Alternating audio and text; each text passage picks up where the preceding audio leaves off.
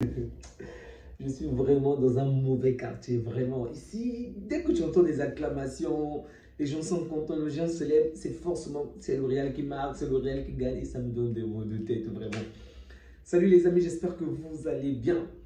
Cette victoire, vraiment, je ne suis pas surpris, je vous assure. Au travail, je n'ai pas arrêté de dire aux gens que je voyais que le Real très bien battre ce City parce que pour moi, ce City n'est vraiment pas rassurant. Il est certes vrai que le Real également traverse une mauvaise passe, le Real n'est pas en forme. Il y a des tas de choses à redire sur le Real, mais ce City ne me rassure pas du tout, vraiment pas du tout. Offensivement, défensivement, c'est troublant. Et j'aimerais même dire que ce match se termine en 3-2, ok? Donc le Real, une fois encore, fait une remontada à la fin du match, parvient à gagner à la fin du match, mais je crois que c'est le Real qui s'est tout simplement mis dans ce danger parce que pour moi, le match était prenable dès le départ. Et on l'a vu. Le Real commence en étant largement au-dessus de City. En début de la première période et à la fin de la première période. Ils sont carrément au-dessus. En début, ils pouvaient même marquer deux buts au moins. Ils ont juste manqué d'adresse et ils n'étaient pas assez chauds, on va le dire. Toutes les fois qu'on a vu City perdre, pendant ces 11 matchs, les 11 derniers matchs que City a perdu, ce n'était pas forcément contre les équipes qui étaient meilleures que City. Non, la majeure partie de ces équipes sont plus petites, sont faibles par rapport à City. Mais qu'est-ce que toutes ces équipes ont en commun? C'est la pression. Toutes ces équipes ont mis City sous pression pendant longtemps. Dès que les joueurs de City, dès que les Citizens avaient la balle au pied, ils étaient déjà sur les joueurs de City. Dès qu'ils avaient la moindre action, tout le temps, ils étaient sous pression. Qu'est-ce qu'on a pu faire au Real aujourd'hui? Assister. Le Real était en train de contempler l'adversaire, regarder calmement l'adversaire. Donc, si le Real avait fait la même chose que les 11 équipes qui ont battu City, évidemment que le match serait terminé depuis longtemps. Mais c'est le Real. Si vous êtes fan du Madrid, ok, peu importe de votre état, mais on est bien certain, on est tous d'accord que ce Real-là n'est pas encore rassurant. Pour la qualification face à City, je vous le dis clairement, je ne vois pas City passer, vraiment pas ce City-là. Déjà, eux-mêmes, pour la première fois, tu vois Guardiola te dire avec le public, je crois qu'il y a le mois de décembre, je pense, où il disait que le but était d'abord de se qualifier pour la Ligue des Champions. Pour te dire de quelle manière ils ont quitté vraiment très haut. Une équipe qui gagnait constamment, encore et encore la première ligue, te dit qu'aujourd'hui, le but, c'est de se qualifier. C'est choquant, en fait. Donc, ce City n'est vraiment pas en forme et je l'ai dit plusieurs fois. Je me suis juste trompé sur un pronostic auprès de certains de mes collègues. Je disais que Mbappé devait faire un doublé. Bon, il n'a pas fait le doublé, même si le Real, c'est un joueur que j'aime beaucoup. Mais bref. Donc, le Real remporte encore une fois de plus le match. C'est triste pour City, c'est triste et ça m'énerve, même si je savais que ça devait se terminer en faveur du Real. Mais bon, c'est toujours pas réjouissant. Ok? Donc, le Real qui commence plutôt bien avec une domination, Mbappé qui fait de bonnes actions mais qui ne parvient pas à marquer. Au final, c'est Haaland qui va réussir à la 20e minute, aux alentours de la 25e minute, à marquer le premier but. Donc, 19e minute, il marque le premier but. Vraiment, c'était une excellente combinaison, d'accord? Une très bonne combinaison. Déjà, il était au départ de l'action, mais ensuite, il va également se prolonger jusqu'à aller jusqu'au bout. Au final, il va être décisif. Bravo à Haaland. Il vient de rompre cette grande malédiction qui l'empêchait de marquer face au Real, qui l'empêchait de marquer réellement contre les grands. Aujourd'hui, il a réussi bien. Mais il faut être clair. Rudiger n'est pas là parce que si Rudiger était là, je ne pense pas qu'Haaland devait marquer. Sans vouloir sous-estimer son talent, bien évidemment. Donc ensuite, City va reprendre le contrôle sur la période. City va avoir le contrôle total. Et là encore, City parvient à se créer des opportunités, mais il ne marque pas. Encore une fois. Oh.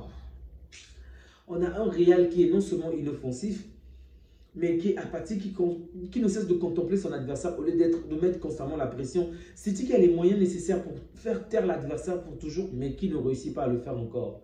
Bref, en fin de la première période, le Real va un tout petit peu reprendre le contrôle, ok, reprendre un tout petit peu la domination, mais bon, ce n'est toujours pas suffisant.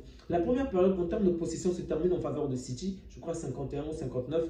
Mais c'est City qui court le plus, ce qui n'a aucun sens. Lorsque vous avez la balle, généralement, lorsque vous avez la possession, c'est l'adversaire qui s'épuise parce qu'il va courir derrière la balle. Pour vous dire de quelle manière, ce City, vraiment, ce n'est pas le City qu'on a connu il y a quelques années. C'est un City malade et j'espère pour Guardiola qu'il n'y aura aucune saison qui sera similaire à celle-ci parce que ça me fait mal de le voir sur ce banc de tout. Ça me fait mal de le voir échouer autant. Ok, c'est un coach que j'aime énormément, mais bon.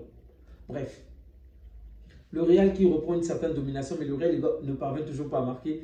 Au final, les deux équipes vont terminer la première période sur un score de 1-1 en faveur de City. Donc un but à 0 en faveur de City. La seconde période reprend.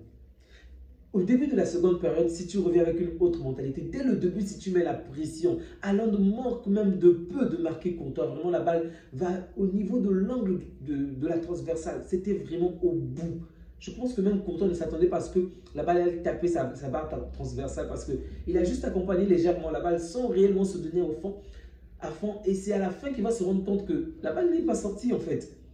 Donc, City manque de peu pour agrandir le score. City a encore une certaine domination, mais le manque d'efficacité va faire mal parce qu'un certain Kicks n'a pas dit son dernier mot. Kylian Mbappé va marquer la 60e minute. Passe de Ceballos. J'ai été déjà choqué parce que pour moi, Ceballos n'a pas sa place de titulaire dans cette équipe. Ok, c'est vrai qu'il y a énormément de blessés, donc ça peut se comprendre, mais pour moi, Ceballos, c'est la personne qui ralentit le jeu, qui n'est pas aussi vive que les autres. Même si aujourd'hui, il n'a pas fait un match catastrophique, je le précise. Il commet également des fautes, pas mal de fautes. Mais dans l'ensemble, je ne peux pas énormément en vouloir. La faute qu'il va commettre sur Foden, c'est compliqué à évaluer. Ok, donc, la passe de Ceballos va permettre que Kylian Mbappé marque et donc un but partout. Tout est relancé. Ok, et là, on voit de quelle manière City subit encore parce que le Real a repris du peps, a repris le goût du match en fait. City va continuer à subir. Mais au final, un certain Foden va provoquer une action vraiment magnifique. Il dribble par-ci, par-là. Ceballos essaie de toucher la balle de contrée, mais au final, il va faire un petit geste technique pour s'effacer, pour du moins s'éloigner de Ceballos. Il sera sur la ligne. En fait, il n'est même pas entré dans la surface, mais il sera juste sur la ligne. Au final, c'est Ceballos qui va le cogner qui va lui rentrer dedans. Et du coup, Ceballos sera sanctionné. Donc, il y aura un carton, du moins, un penalty en faveur de Foden, en faveur de City, que Haaland va très bien tirer et très bien marquer. 2-1. Ok, c'est encore possible. City reprend le dessus, City presse à nouveau, City a des actions, on va dire, à une légère supériorité par rapport au Real, mais une fois encore, City est inefficace. Donc, le Real qui va réussir à se procurer des occasions, et là, c'est... Son nom m'échappe, désolé. C'est Bellingham qui essaie de marquer. Un bon gardien au poteau qui va arrêter l'action, c'est Ederson. Ederson fait un excellent arrêt. Très bon, Ederson. Toi qui n'étais plus rassurant depuis un certain temps, tu as fait un excellent arrêt. Vraiment, tu nous redonnes confiance. Très bien. Mais le Real ne va pas dire son dernier mot. Non, loin de là. Brahim Diaz, qui a été formé à City. Oh, les ex. Ce sont toujours les ex qui font du mal. Vraiment. Oh, Brahim. Pourquoi tu as marqué? Pourquoi? Ne célèbre pas, reste sur le banc, Brahim. Le match était déjà bon. Oh, Brahim qui entre. Et très peu de temps après son entrée, Brahim marque vraiment très bonne action dans l'ensemble. 2 buts partout. Et là, City n'est vraiment pas rassurant parce que ce qui est fou, parce que le score de parité était déjà en faveur du Real, je le précise, c'est vraiment pas en faveur de City parce qu'ils étaient au stadium de City. Donc, ce score de parité n'est vraiment pas en faveur de City. C'était déjà en faveur du Real. Mais c'est le Real encore qui va essayer de presser lorsque le score est de parité, alors que le match tombe déjà à sa fin. Dans les 3 minutes à récupérer, et au final, c'est à la 92e minute, 3 ou 4 minutes que l'on va accorder, à la 92e minute que Bellingham va marquer. Il combine avec Vinicius, Vinicius se lance, Vinicius essaie de tirer à distance. Je pense que c'était mal fait, mais la balle s'apprête à sortir. Bellingham court, il dépasse tout le monde et il marque. 3-2. Le Real qui l'emporte. Déjà par rapport à ce match, quelques points négatifs. Je n'ai pas trouvé pardon, excusez-moi. Je n'ai pas trouvé, il s'appelle comment déjà, De Bruyne bon aujourd'hui. C'est bon, De Bruyne, c'est un bon joueur de base, mais on sent très bien qu'il tend à sa fin. Il n'est plus le jeune De Bruyne d'avant. Les coups de pied arrêtés ne sont pas bons. Les fautes, les passes ne sont plus millimétrées. Il donne la passe n'importe comment à l'adversaire. En fait, ce match, ce sont les défenseurs et le gardien qui ont tué City. Ederson déjà, qui l'a tué avec sa mauvaise passe. La passe qui va causer le 2e but du Real se fera de ma part. Lui, le 2e et le 3e but du Real. Ederson l'a tué, le 2e but. Le 3e but, c'était une mauvaise passe que Lewis va recevoir, qu'il ne va déjà pas... Pour moi, il n'est pas fautif sur la balle, la faute, sur le but, parce qu'il reçoit mal la balle. Je crois que c'est Kovacic qui lui fait la passe. La balle arrive tardivement et l'adversaire était déjà sur lui. Il ne parvient pas à récupérer la balle avec son pied. Donc, pour ce match, ce sont principalement les défenseurs. Donc, Lewis est en partie fautif, mais la majeure partie revient à Kovacic. Et le gardien, Ederson, parce qu'ils avaient la domination. Et les 2 buts du Real, ils sont en grande partie fautifs. Dès que le Real court dans leur dos, ils n'ont même pas la possibilité de rattraper le Real. Dès qu'il y a eu le Real contre-attaque, même si Lewis a réalisé de temps en temps de bons arrêts contre, je crois, contre Vinicius, ok, contre Vinicius, et une ou deux fois contre Mbappé également. Avec le peu de temps qu'il a eu à jouer, c'est un jeune joueur, je pense qu'il a quand même fait un match plutôt correct. Mais cette défense de City n'est vraiment pas rassurante, vraiment pas. Du côté du Real également, il y a des limites. Déjà, le Real qui, face à un adversaire qui est très prenable, qui souffre autant, ça n'a aucun sens, vraiment aucun sens. Le Real pouvait faire la différence dès le départ, le Real pouvait prendre de l'ascendant sur son adversaire, mais bon, ils ont eu du mal. Pour moi, en première période, Rodrigo est largement au-dessus de la mêlée, c'est peut-être le meilleur joueur. C'est Rodrigo qui crée des occasions, même si c'est Mbappé qui est dans la finition, Rodrigo est pour moi meilleur. Vinicius, je dirais peut-être à la deuxième période qu'il a un tout petit peu existé. En première période, il avait du mal à dribbler, et même en deuxième période, ça va arriver de temps en temps où il veut passer, ben, on l'arrête facilement. City n'est pas rassurant, mais le Real non plus également, parce que le Real a commis pas mal d'erreurs, ok, vraiment pas mal d'erreurs. City a bien évidemment surpassé le Real. Les erreurs du Real étaient plus au niveau de la finition, tandis que les erreurs de City, même les passes entre eux, ça n'avait aucun sens. Fais la passe à ton collègue, il fait la passe au joueur du Real. Vraiment, c'est quoi le problème, mec? C'est quoi? Vous êtes seul, vous êtes chez vous à domicile. Si chez vous à domicile, vous n'arrivez pas à prendre l'ascendant psychologique avec tous ces sporteurs qui sont autour de vous, vous n'arrivez pas à marcher facilement dessus sur l'adversaire, vous n'arrivez même pas à marquer. C'est pas à Bernabéu que vous allez le faire. Non, ce n'est pas à Bernabéu. Tout est possible, tout est possible. Je me souviens de l'année 2022, je pense. Je crois que c'est l'année où City remporte la Ligue des Champions, 2022-2023, où City fait un match nul à domicile.